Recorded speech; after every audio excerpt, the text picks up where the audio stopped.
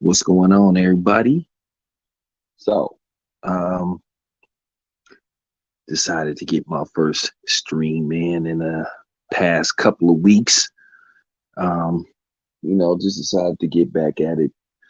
So I decided I was going to talk some boxing, talk about, of course, the dilemma that was going on, or should I say, basically the con, or should I say the cap that had been going on for the longest.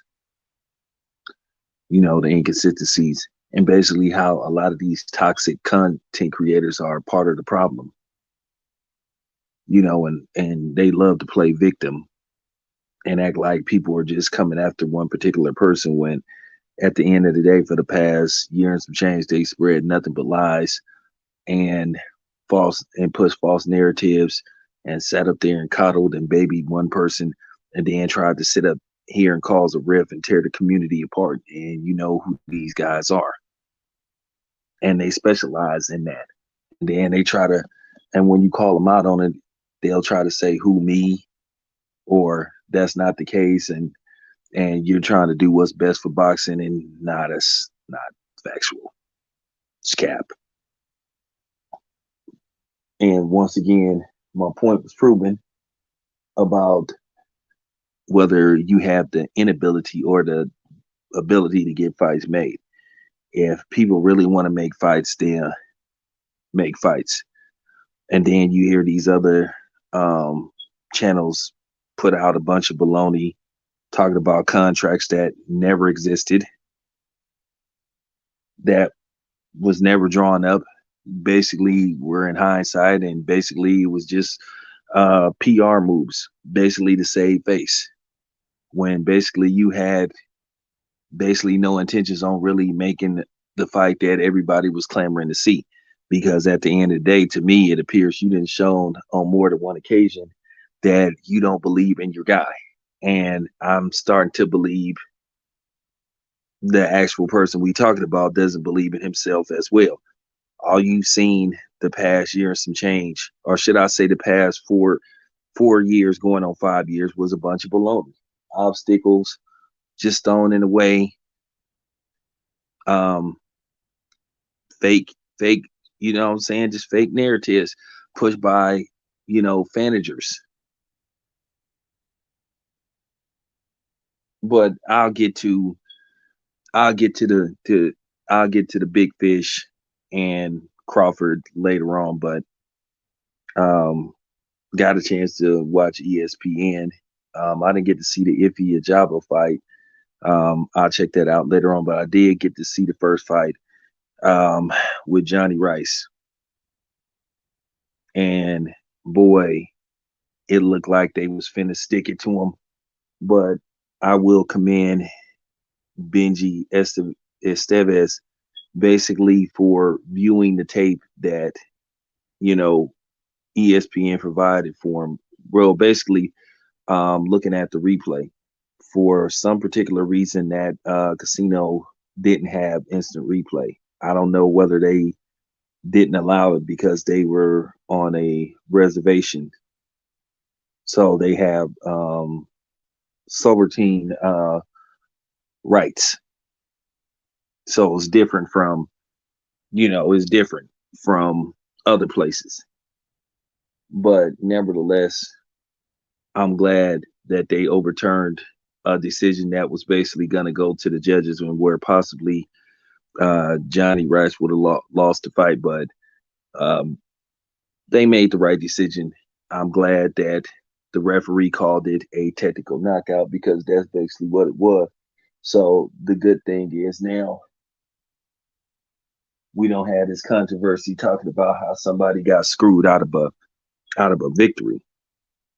So that's cool. That's cool. I didn't get to see Effie Ajaba because like I said, I had to step out. I'm about to step out in a little bit, head to the gym, work out. So, you didn't get a chance to talk about last week's fights. Um, for the most part, for the most part, it was cool. It was a solid card. It was good to see the PBC finally have a card that featured primarily that you know focused and showcased, the melanated fighters, you know. So it was a solid card. Tank is a proven commodity. I'm gonna get to the comments that was made by Eddie Hearn in regards to Tank. Just totally uncalled for. No reason even to say something like that. That's something that Eddie Hearn could have kept to himself. But it just goes to show you what I talk about on a regular basis, how everybody is allowed to disrespect, you know, guys that look like me, you know, or look like Tank. And it's never no repercussion behind it. So that's just the thing. But I'll get to Eddie Hearn's comments in a minute. But the good news is that it appears that we have a date for Undisputed with Devin Haney and Vasily Lomachenko. Um, as you guys know, yeah, I'm always around. As you guys know, um, I heard it straight from the horse's mouth. I basically heard it from Team Haney. So they got. I know Michael Benson reported that they was going to have this fight at Madison Square Garden. Actually the actual Madison Square Garden, not the Hulu. But Devin Haney tweeted and said, "Not so fast." From what I was told, that they're pushing for this fight to be in Las Vegas at either the MGM Grand Arena or the Michelob Ultra Arena. And Devin Haney has fought at both of those venues. So he fought at both of those venues in 2021. He fought Diaz at the MGM Grand, and then he fought Linares at the Michelob Ultra Arena. So, and also from what I was hearing, that this fight, nah, I didn't hear that because sometimes I'll look it up, but yeah, Devin didn't fought at both of those venues. I don't think it's gonna be at the T-Mobile Arena, but nevertheless, I talked to Team Haney, so basically, I'm gonna be trying to cover that fight the whole week going into the showdown with Lomachenko. So I'm gonna try to do a lot of behind the scenes footage. So I'm really gonna go in there and try to, really make it do what it do. So I'm gonna really be on point, take notes, put stuff together. So it's gonna be fun. But I'm hearing pay-per-view.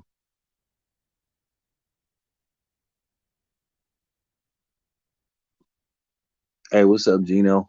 Hey, man, be safe, man, in Illinois, man, because I know they didn't pass a lot of purge laws out there. So, Gino, just be safe, man. But, but the point that I was trying to prove is what I've been telling you. Now, Lomachenko's last fight was in October, in October, November, and it's now January. So basically, they had a negotiation, and actually, this fight could have got did a lot quicker.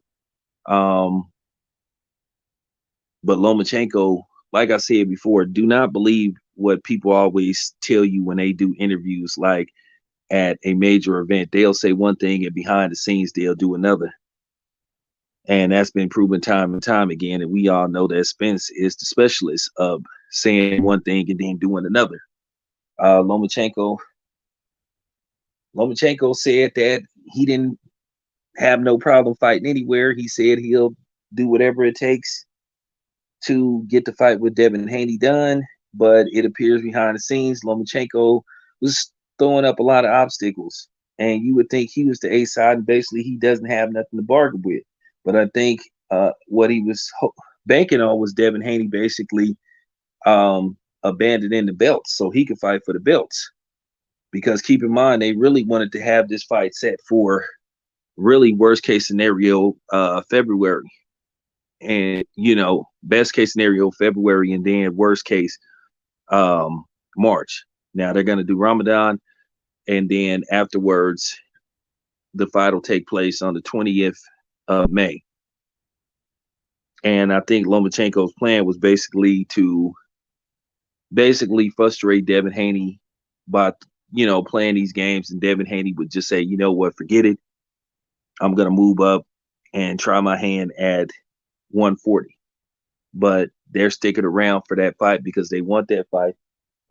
That's a legacy fight for Team Haney. That's a name that they want to have on their resume and be synonymous when Devin Haney's career is over and they evaluate his career and look at some of the names he had on his resume. And like Lomachenko or not, whether you think he is not what they make him out to be, and I'm one to believe Lomachenko is not what they make him out to be. But ESPN, since they built this dude up, made him the number one consensus pound for pound fighter, which had me scratching my head how they had him as number one pound for pound fighter, a guy that had less than 15 fights at the time and basically really had no significant names on his resume and had a loss to a dude who had double-digit losses. So I'm trying to figure out how was he the number one pound for pound fighter, and it was based off what? I already know what it was based off of, but we know what it was based off of. And just like they trying to do with Ngannou, another guy who has a less than desirable resume.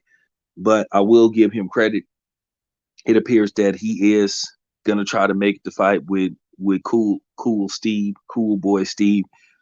Now, how far they get in negotiations, that we'll just have to see.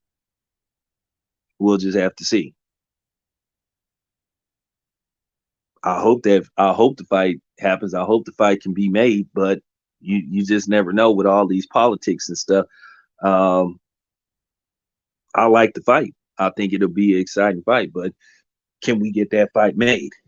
But once again, there you have it. It took maybe 3 months tops to negotiate Devin Haney versus Vasyl Lomachenko. But throughout 2022, you couldn't get the other fight made. All you heard was obstacles, fake contracts. But everybody, the funny part about it is everybody saw this contract except the actual people involved in the fight. It appears Ugas saw the contract. It appears that people out of gyms in Philly saw the contract, but Terrence Crawford didn't see the contract. So once again, this is what I've been telling you. It don't take no 10 months to negotiate no fight. Do I think Devin Haney will re-sign to get a to be honest with you, I don't know what they're gonna do, but I mean, at the end of the day, there's some good fights for Devin Haney at 140.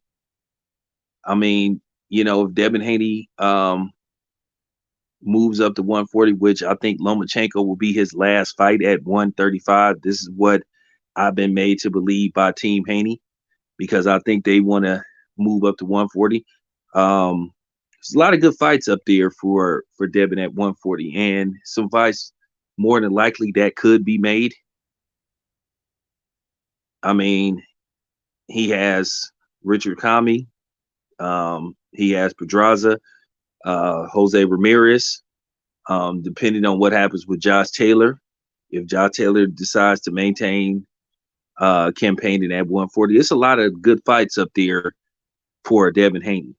And I don't think it would be too much trouble to make a deal to fight Regis somewhere down the line, but I wouldn't go directly to Regis. That would be a fight that I think Devin would need 2, 3, maybe even 4 fights in before he decides to fight somebody like Regis. You just got to be honest. Regis would be a very dangerous fight for Devin, but Devin is the type of dude, he would take that fight. But me, myself, that's a fight that can wait. That's a fight that can wait. Let's just wait and see what happens with Devin. Let's see what happens with this Lomachenko fight. He got to get past Lomachenko first. I think he will get past Lomachenko, but he got to get past Lomachenko first, and then once again, let's see what he does at 140. Like I said, of course, the biggest fight up there, not named Regis Prograis, of course, would be Teofimo Lopez. If he resigns with top rank, eventually that fight will get made. You know, Top Rank has always been fond of, from my knowledge, they've always been fond of Devin Haney. So why wouldn't they, try to make him happy? So that's how I see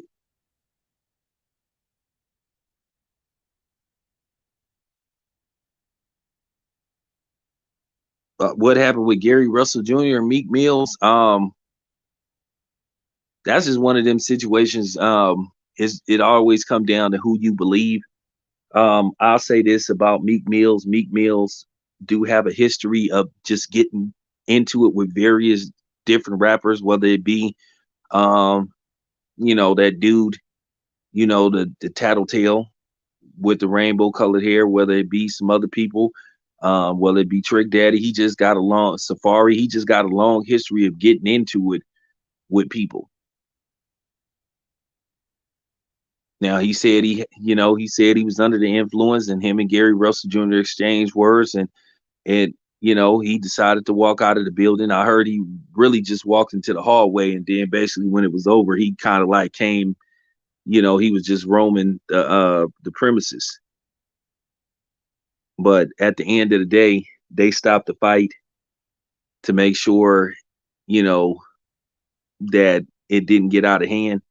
So when you got people stopping fights because of something that's going on in the crowd, it's just not a good look for you. And it didn't make um, Meek Mills look any more cool or basically put fear into him. It just was a bad moment, period. And it wasn't a good look whether he started it or not, or whether it was just a situation that just got out of hand. Meek Mills should just watch the show and not be part of it. Go to a fight and not almost get into a fight. And that's just basically the best advice I have for Meek Mills. That's the best advice I can give him, to just stay out of trouble. Just keep, you know what I'm saying? Just just keep a low profile. But then again, it's hard to keep a low profile when you got 20 dudes with you wherever you go, wherever you go. But try to keep a low profile.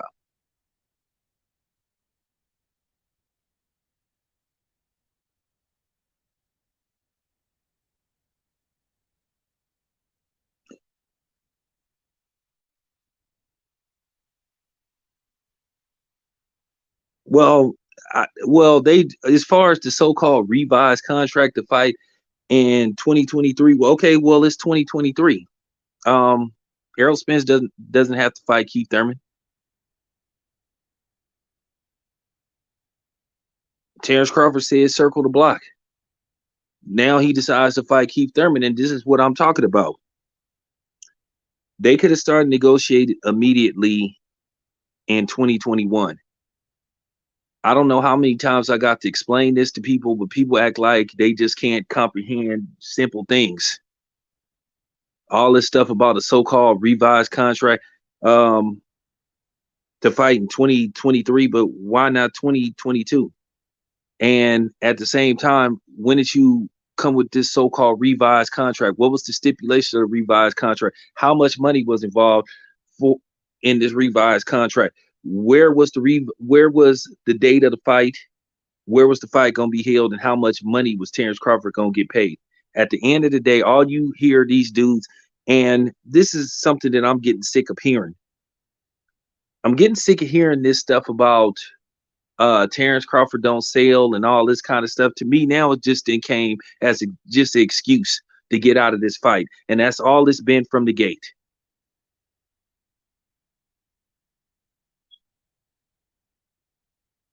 It gets to the point where you just get tired of hearing this stuff. Hey man, at the end of the day, just say you don't want the fight. And I've never believed Terrence Crawford was in the plans for the PBC. they keep once again flipping the script. They were the ones saying that, and I'm just gonna be honest with you. I told you I get tired of hearing this stuff from people, especially people that sit behind a chair who don't cover boxing, who sit up here and try to be fanagers and try to be fanboys for promotional companies that's not sending them a check. And speaking of monthly checks, I can you know that's what I've been hearing going on in certain situations. Was this is a whole bunch of disgruntled fighters. That's all I got to say. So I'm just it just get to the point to where you just get tired of hearing this stuff. At the end of the day, the main people that have attacked, and I'm gonna keep saying this, the main people that then attacked Terrence Crawford have look like us. And they want to play these games. They want to holler about the Terrence Crawford hurt their feelings when he didn't interview with them and all this kind of stuff, and he's mean and all this junk. It's just excuse after excuse. Skills don't have nothing to do with somebody's person, you know, personality. And that's all you've been hearing. A lot of this stuff don't have nothing to do with nothing, but people use this as a narrative just to devalue somebody. And like I said, that's why you need to stop paying attention to these so-called pro-black channels, because they not pro-black, they pro-access. Keep in mind, there were people that was talking a whole bunch of junk about Wilder and stuff. But then when Wilder started doing interviews with them, they want to act like they best friends and stuff. Same thing with Bill Haney. What happened to all this plantation Toby that they was calling Terrence Crawford when he was dealing with Top Rank? And you know who these dudes are. And if y'all listen, I'm gonna say this again, bro. I don't work for nobody, and I'm my own entity. You know what I'm saying? I work for myself. The whole time Terrence Crawford was with Top Rank, all you heard is Bob Arum was this, he was that, he was a white supremacist, he was a racist, he was this, he was that. But then yet you have Errol Spence, who has fought multiple times in the stadium of a dude who is on film, who has a still photo of him participating in a Jim Crow rally. And I don't want to hear this stuff about he was young and all this kind of stuff. That's baloney. At that age, you are taught that kind of stuff. You know better. Okay. So I don't want to hear that stuff. But they got real quiet when that photo turned up. But they ain't playing that pro black card now. And I'm gonna keep airing those cornballs out. Now all of a sudden the pro black card then went out the window. But then again, when Jerry Jones was the main culprit that helped get Colin Kaepernick blackballed and ostracized out the NFL, you didn't see people calling him out. Errol Spence been very quiet about the Jerry Jones situation. He can't sit up there and say he didn't know. And like I said, where these dudes at now? They tried to talk around it. I mean, Errol Spence can tweet about everything else, but why didn't he tweet about what was going on with Jerry Jones? That's my question.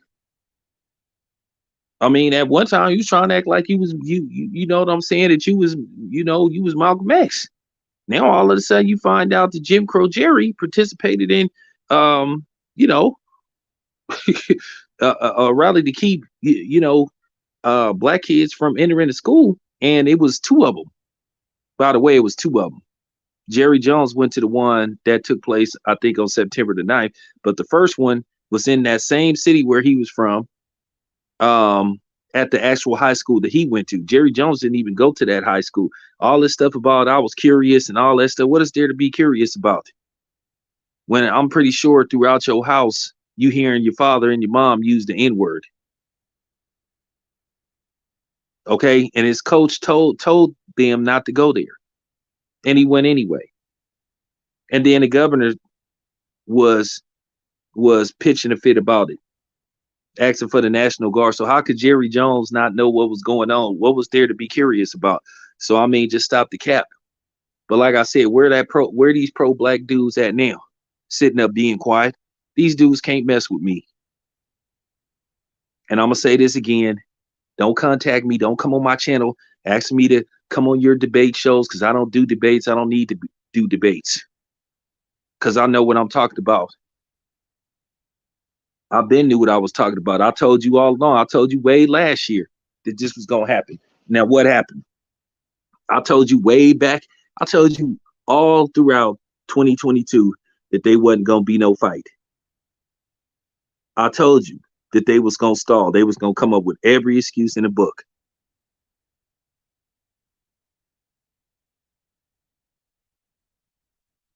You heard stuff about people's mother being sick and all that. You just heard every obstacle that got through and away from preventing this fight from happening. It was just always a new cap. Terrence Crawford was just never in their plans. So now you have Errol Spence moving up, which I heard that this may be some kind of title fight at a catchweight. Errol Spence is not coming back down to 147. I know Blood, Sweat, and Tears made a song called Spinning Wheels, you know, that Second to None sample called What Goes Up Must Come Down. Well, I can tell you right now, if Errol Spence is fighting at 154, more than likely he's not going to go back down to 147. Oh, and then also there's supposed to be a stipulation from the sanctioning bodies that if he's victorious, he has 60 days to negotiate a fight with Terrence Crawford, or he may be stripped or whatever the case may be. Okay, if they couldn't get a deal done in 9 months, what make you think they're gonna get a deal done in 60 days? I know y'all really don't believe that.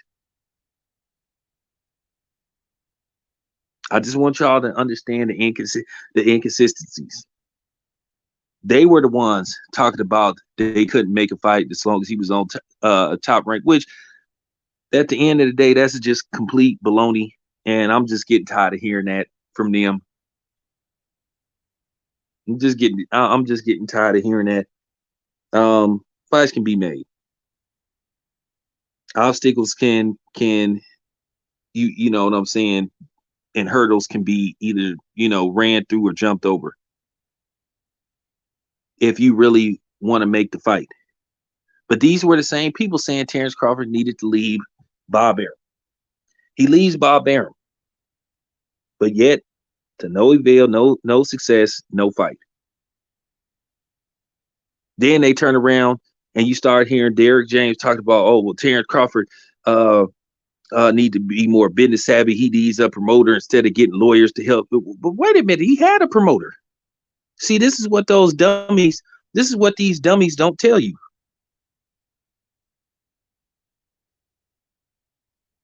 This is what these dummies don't tell you. They were the ones saying that. This came out of their mouth. This came out of Errol Spence's mouth. Errol Spence just showed me every sign that he didn't really want to fight Terrence Crawford. I'm not saying that he's scared of him, but at the end of the day, he didn't seem like he was in too big of a rush to fight him. So like I said before, and everybody saw this, he had multiple times to attempt to confront Terrence Crawford. Y'all seen what happened a few years ago. I forgot whose fight that was. I think it was Maurice Hooker. I think it was one of Maurice Hooker's fight. Terrence Crawford was there. He got right up in Errol Spence's face. Errol Spence was the one who didn't want to make contact with Terrence Crawford. Terrence Crawford was looking him right in the eye, saying, let's fight. I'm going to take the easy route. You need to get a belt. Terrence Crawford got a belt. Still no fight. This went on for 4 years. You need to leave Bob Arum. At the end of the day, as a guy that's 48 years old and watch fights get made by other promotional companies and to hear this stuff about networks and all this kind of stuff, look, Mike Tyson, Lennox Lewis got made. Mike Tyson at the time had an exclusive deal with Showtime. Lennox Lewis was fighting exclusively on HBO. They found a way to make it happen. Deontay Wilder, Tyson Fury, they fought twice. Because Deontay Wilder really pushed for the fight.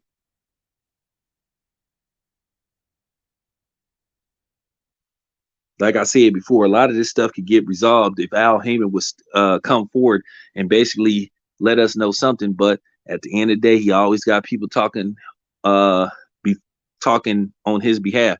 At the end of the day, sometimes you want to hear it directly. A lot of this stuff could get cleared up if Al Heyman would address the media. But as long as he doesn't address the media, this is why people get frustrated. And at the end of the day, Al Heyman can't have an attitude and get mad at the media if they're questioning him, because whether you like it or not, his name is in the midst of this stuff. His name is all in the mix. So why shouldn't we want to hear from Al Heyman while he's sending all these other mouthpieces? Like I said, I have my notes. I have my notes that I literally wrote down that I was going to use, and then I had the notes that's in my brain. Didn't Tim Smith of the PBC say out of his own mouth? This came out of the PBC's mouth. We don't want to make Terrence Crawford an offer that's insulting. So what type of offer are you talking about? So the play, this was like they were telling you in advance that they was going to pull this. It's just that a lot of y'all wasn't listening because y'all was too busy listening to these other cornball channels that was filling you guys' head up with garbage. I need to say this to y'all once again. Just because somebody has 80,000, 90,000, 100,000 subscribers don't mean that they know what they talk about. I've been out there in the field. I've been covering boxing since 2018 out in the field. Started off with Dante, you know what I'm saying? Then I went my own way. I'm always out there asking the questions. Y'all got to ask yourself something. I had to have a conference call with some of the people from the other side of the street because I was denied credentials for a while. Ever since they started back allowing media in after, you know what, I was only credentialed for one fight. And like I said, it was a fight that nobody cared about. And I had to have a lot of people vouch for me. A lot of phone calls had to get made. I had to talk to Stephen Espinosa personally to see, to get this situation fixed. So I was supposed to be, back in the mix, but only time will tell. But at the same time, I'm not going to sell out and I'm not going to compromise myself just to get up in there. But at the same time, I have a right to be there because I have a lot of people that follow me and watch my content. I feel like I'm one of the best, boxing reporters out there. At least I try to get the truth. I'm not afraid to ask the tough questions, and I'm not afraid to call people out. Yeah, you do want to continue to be part of it. You do want to continue to get in there, but at the same time, don't sell out. And like I said before, I got ostracized, me and a couple of other people, because we were questioning them. And then you had a lot of fighters, some of them PBC fighters like me, some of them don't. But you had them sitting up saying, hey, I don't want this dude at my fights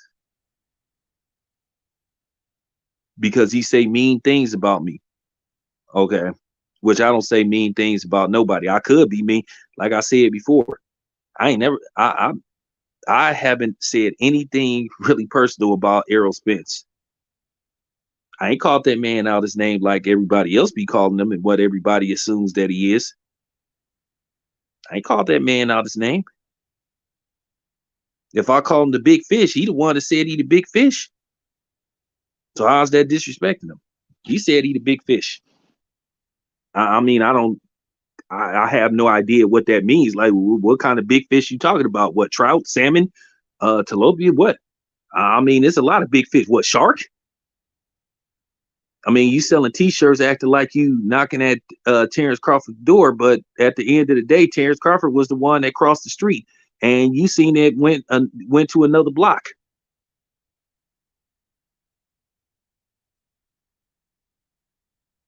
So Terrence Crawford did his part.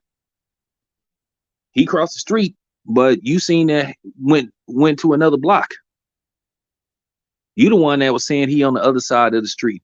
Like I said, you were the one trying to talk power moves. You were the one talking about you your own boss, but obviously you not your own boss, and that's been proven. Because you can't even sit down and negotiate your own fight. So that's all I'm saying.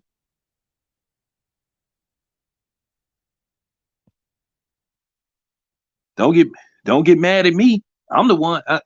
I'm just repeating what you guys were saying. But a lot of these other media people, you know, they they do like how a lot of these people, that be at these churches and stuff, they pick certain parts out of the Bible that they want to present to you to try to sway you to quote unquote do right, and no telling what they be doing behind closed doors. But I know them type of people, and that's just, but I ain't gonna get into that. But that's what a lot of these content creators be doing. I can destroy them right here, right now. This is why a lot of them don't like me. And like I said before, don't ask me to come on your pathetic debate channels for what? It's a waste of time. It's a waste of time. This is how I roll, and this is where I can say what I need to say. Because a lot of them, I done seen some of them debate shows. People are biased.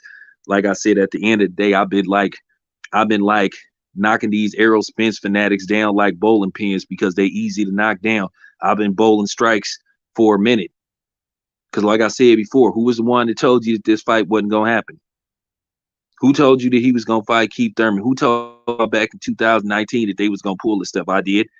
They did everything I predicted they was gonna say. Keep in mind, I was the one that predicted back in 2016 that HBO was gonna go out of the boxing business, but I'm hearing that HBO is ready to resurface as well.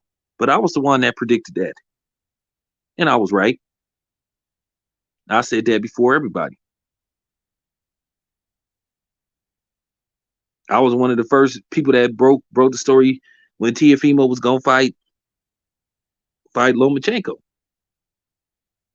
Same thing with Terrence Crawford and Sean Porter. Look at who's been more consistent, me or the other dudes. Like I said, these dudes can't mess with me, man. They easy work. These Spence, these Spence fanboys, this Spence cult, um, they easy.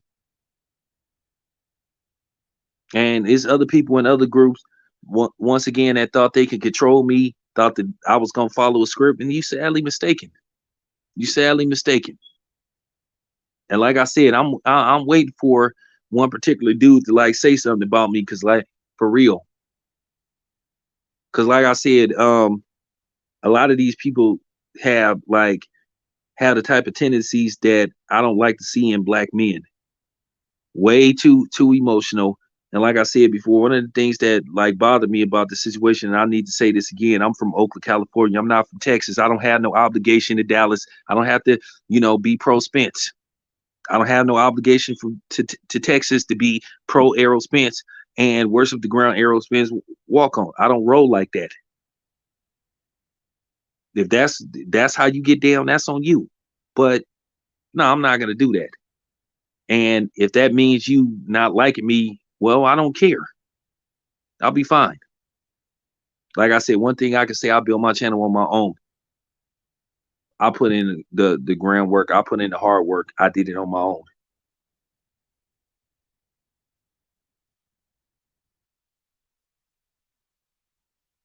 So, hey, hey, Mark, um, is the Michelob Center available on? Is the Michelob Center or the MGM Grand available on May the 20th?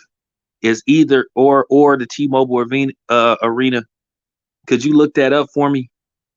Because I'm trying to figure out, because there's some, like I said before, um, Lomachenko is a con artist behind the scenes. The man went out of his way not to want to. He didn't want to fight in Atlanta. He really don't want to fight in Las Vegas. He the one that's pushing for the fight to be at the Garden. So I'm trying to see what's available. So I know Bill Haney told me that they have a date. The date is already settled. The date is May the 20th. That's Saturday. Um, I asked Bill where the venue going is, what venue gonna host the fight, and from what Bill was indicating that it was gonna be T-Mobile, MGM. What about? Okay, so it's either gonna be at. Okay, what about the Michelob Ultra Arena? If I was a gambling man, if it's in Vegas, it's probably gonna be at the MGM Grand. Because well, see, that's where the mix-up is because Michael Benson reported that it's gonna be at Madison Square Garden, but then Devin Haney came back and retweeted and said not so fast.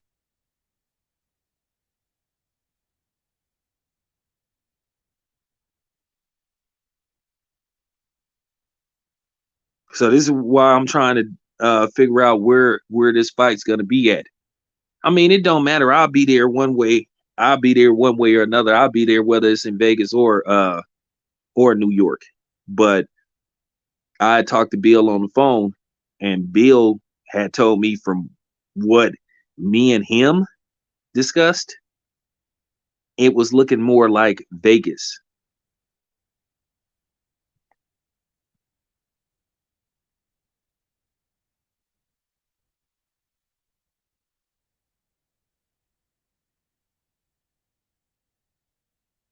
But nevertheless, it's gonna be a great fight.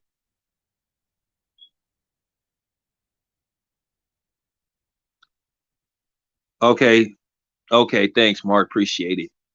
So that mean all, or as Baby would say, that mean all three of those venues are available. So I mean, if I was a gambling man, I'd probably say it would be. Um, if I was a gambling man, I'd probably say it's gonna be at. Um, I guess the first choice for Vegas probably would be the MGM Grand. Then I guess the second choice would be the Michelob Ultra Arena. Then maybe T-Mobile. Like I said, T-Mobile. Um, I just don't like covering fights at T-Mobile. I didn't cover about two or three fights at T-Mobile. I just don't like that arena. Just don't like it. I just don't like, covering fights at that particular venue. Just don't. So,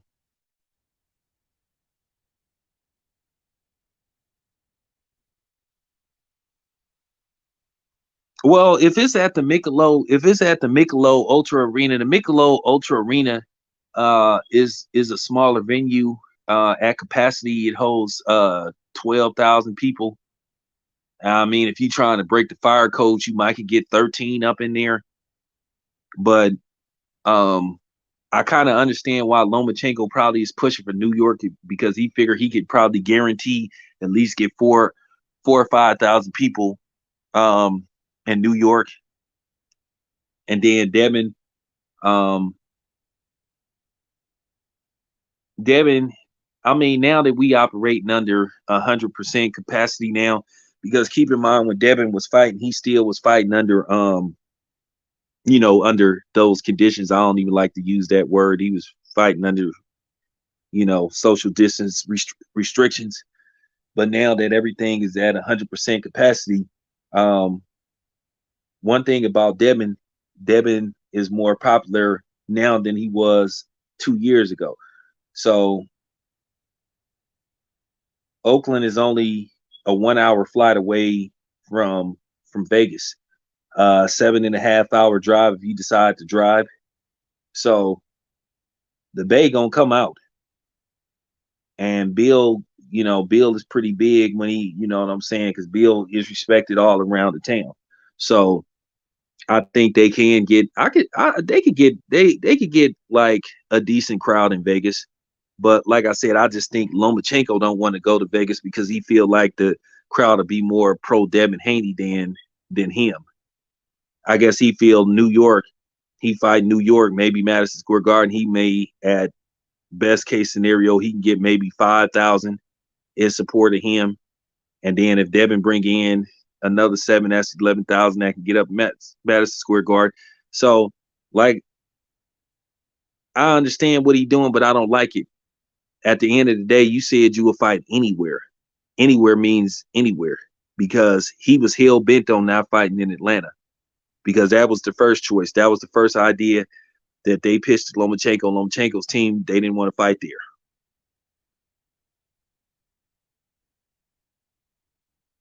So That's why I'm saying don't always believe what you see when somebody doing a post-fight interview. That's been proven time and time again. Will I be at Ramirez and you mean you talk about Ramirez versus Richard Kami in Fresno on the 25th of March? Um I expect to be there. Um basically okay, let me tell you what's going on. I'm waiting to see what's going to happen with Caleb Plant. I'm waiting to see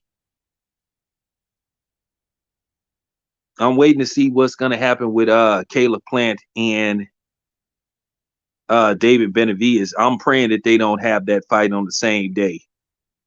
But I do expect to be at that fight. I do expect to be at that fight. But if Caleb Plant and David Benavidez happen on that same day, then that's going to be a problem.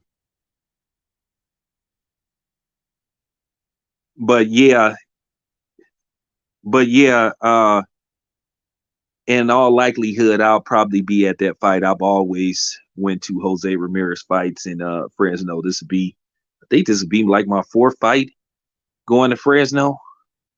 So yeah, in all likelihood, I should be there. I mean, Fresno is like about about 2.5 hours, about a 2.5 hour drive if I without traffic. Yeah, I'm probably gonna be there. Like I said, I'm waiting to see what's gonna happen with Caleb Plant and David Benavidez because that fight is gonna be announced pretty soon. But then lo and behold, I've seen this pattern way too many times where you have these fights that for some reason get booked on the same day, and it's no reason to have all these cards on the same day when you could just run these cards back to back to back where you could have fights every week. So we'll see. But yeah, if I was a gambling man, I'd